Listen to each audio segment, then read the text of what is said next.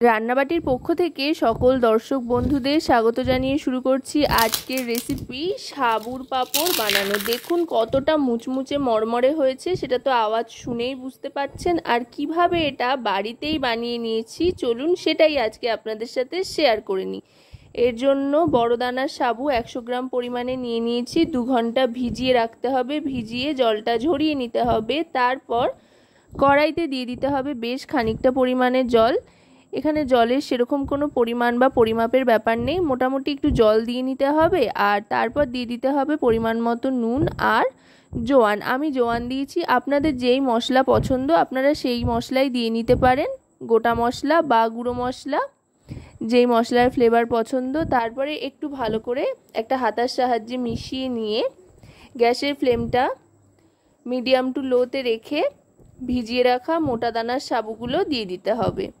পুরোটাই দিয়ে দিচ্ছি, দিয়ে এবার নাড়তে থাকতে হবে অনবরত সাবুদানাটা ভালো করে ফুটে ওঠা পর্যন্ত। কিছুই না, সাবু এখানে ভালো করে জাল দিতে হবে। যতক্ষণ পর্যন্ত না সাবুদানা লোদ লোদ হয়ে আসছে ততক্ষণ পর্যন্ত জাল দিতে কিন্তু থাকতেই হবে। দেখুন আস্তে আস্তে কিন্তু সাবুদানাগুলো গলতে আরম্ভ করেছে। খুবই সহজে কিন্তু চটপট এটা তৈরি হয়ে যায়। দেখুন বেশ একটা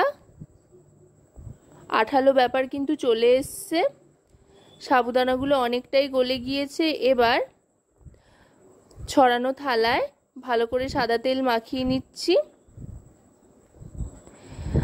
যতগুলো পাঁপড় তৈরি হবে তার উপরে ভিত্তি করে কিন্তু থালা নিতে হবে। এখানে যেহেতু বড় থালা নিয়ে নিয়েছি তাই একটা থালার মধ্যেই অনেকগুলো পাঁপড় শুকোতে দেওয়া যাবে। এবার গ্যাসের ফ্লেমটা অফ করে দিয়ে আরও আরেকবার ভালো করে নাড়াচাড়া করে নিয়ে সাবুটাকে অল্প অল্প করে হাতার সাহায্যে থালার উপরে ঢেলে দেবো। পাতলা পাতলা যাতে হয় সেই জন্য অল্প অল্প করে ঢালতে হবে। আর ঢালার সাথে সাথেই দেখুন কিভাবে ছড়িয়ে যাচ্ছে, এভাবেই কিন্তু ঢেলে নেব। আর এখন যেহেতু প্রচণ্ড গরমকাল তাই ছাদে নিয়ে যাওয়ারও কোনো প্রয়োজন নেই, বাড়িতে ঘরের মধ্যেই কিন্তু শুকিয়ে যাবে এই গরমে। আর সাবু এমনিতেও প্রচণ্ড তাড়াতাড়ি টেনে যায় যেহেতু, তাই ঘরেই চাইলে আপনারা এটা শুকিয়ে নিতে পারেন, আর চাইলে ছাদেও রোদ্দুরে দিতে পারেন। আশা করব রেসিপিটি আপনাদের ভালো লাগবে। ভালো লাগলে অবশ্যই রান্নাবাটি চ্যানেলটিকে সাবস্ক্রাইব করে লাইক শেয়ার কমেন্টের মাধ্যমে আমাদের পাশে থাকবেন। আর পাশে থাকা বেল আইকনটি অন করে দেবেন সবার আগে সমস্ত রকম নতুন রান্নার নোটিফিকেশান পাওয়ার জন্য। আর যদি রেসিপিটি আপনারা আমাদের ফেসবুক পেজ থেকে দেখেন তো অবশ্যই রান্নাবাটি ফেসবুক পেজটিকে ফলো করার অনুরোধ রইল। আপনাদের একটা লাইক শেয়ার সাবস্ক্রাইব কমেন্ট কিন্তু আমাদের অনেক অনেক উৎসাহিত করে নতুন রেসিপি বা ভিডিও তৈরি করার জন্য। দেখুন এগুলো শুকোতে দিয়ে দিয়েছি। গোটা একটা দুপুরবেলায় যথেষ্ট এই গরমে পাঁপড় শুকোনোর জন্য। চাইলে আপনারা গোটা একটা দিন অপেক্ষা করতে পারেন।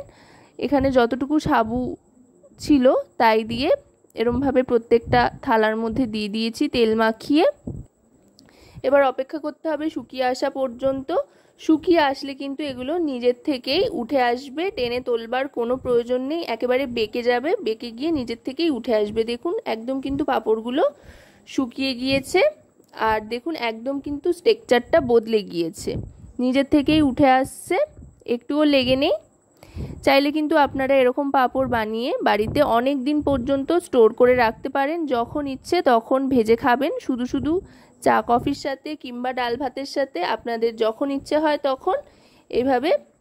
এবার শুকনো পাঁপড়গুলোকে তুলে নিচ্ছি। তুলে নেওয়ার পর এবার যেটা করব সেটা হচ্ছে ভেজে দেখব কেমন হয়।